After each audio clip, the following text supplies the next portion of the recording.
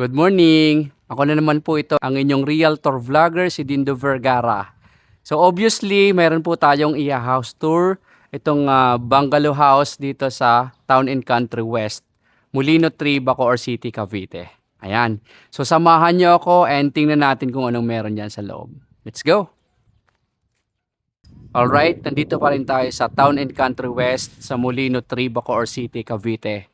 So ito yung ating house tour ngayong araw na to. Sa lahat ng mga naghahanap ng bungalow na house, take a look at this, baka ito na yung para sa inyo. Alright? So house specification tayo. So yung bahay na-construct sa 120 square meters of lot area. And then meron po tayong floor area na 84.7 square meters floor area.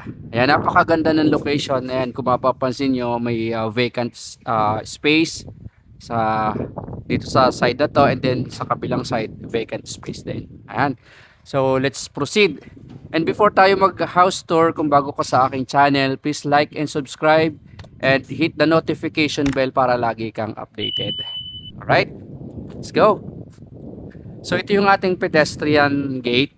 So dito sa harap, meron pa tayong pwede nating i-convert into garden. Ayan. So sa harap, ito yung natin, pagpasok natin dito sa pedestrian gate, meron tayong space. Ayan, pwede nating gawing mini garden. So spacious naman siya. And then sa kabilang side, dito sa ating right side, nandito yung ating carport.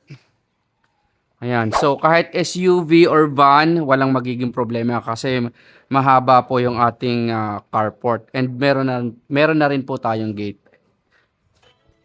So, ito yung ating door papunta sa kitchen. Pero dito na tayo dumaan sa ating main door sa harap.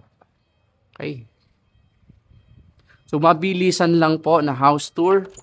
Ayan, ito yung ating pinto. Napakaganda. Ayan po, wood ang ginamit na pinto. Right.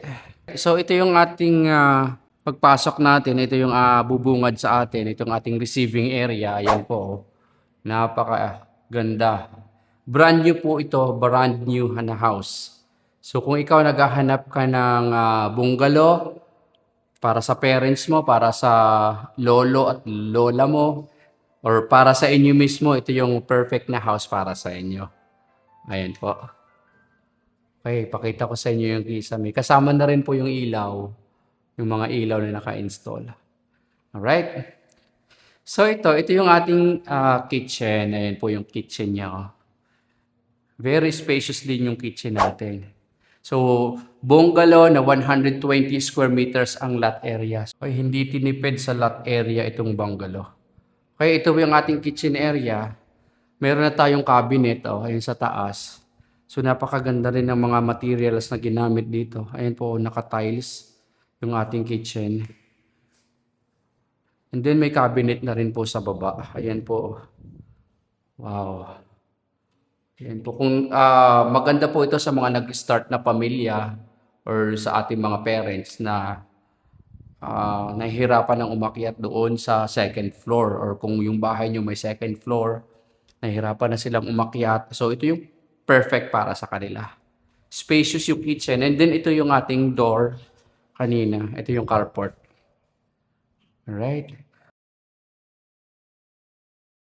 Ito yung ating bedroom 1. Malapit sa kusina. Tapat ng kusina. Okay.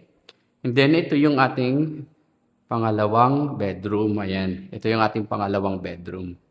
So ito yung pinaka-master bedroom natin. Ayan o. Very spacious din yung ating pangalawang bedroom. So yung yung window natin dyan, ayan, nakaharap doon sa ating gate. Ayan, kung mapapansin yung gate natin, ayun po yung gate. Ito yung bedroom 2. Then ito yung ating toilet and bath dito sa bedroom 2, sa master bedroom. So si master bedroom, sarili niya yung toilet and bath. Ayan po, napakaganda ng mga fixtures na ginamit. Ang ganda ng color combination. And then, paglabas mo dito sa bedroom 2, mayroong common toilet and bath. Actually, 3 bedrooms pala siya. So, ito yung common toilet and bath. And then, ito yung pangatlong bedroom. Ayan, o. So, total of 3 bedrooms. Yung pangalawa nating pinuntahan, yun po yung ating master bedroom. And then, ito yung view. Ayan po, pag nandito ka sa room number 3. And then, dito sa itong sliding door na yan, meron tayong parang lanay area. Ayan o. Pwede mong gawing dirty kitchen, extension ng kitchen, or laundry area. Ayan o, may butas. So, para sa laundry talaga to. Utility area. Ayan o. Napakasimple ng design pero very elegant. Ayan, so since maliit lang naman to, walang second floor, that's all for today. I hope nag-enjoy kayo sa ating ginawang house tour. Again, yung ating details ilalagay ko na lang sa description box ng ating channel. Thank you for watching.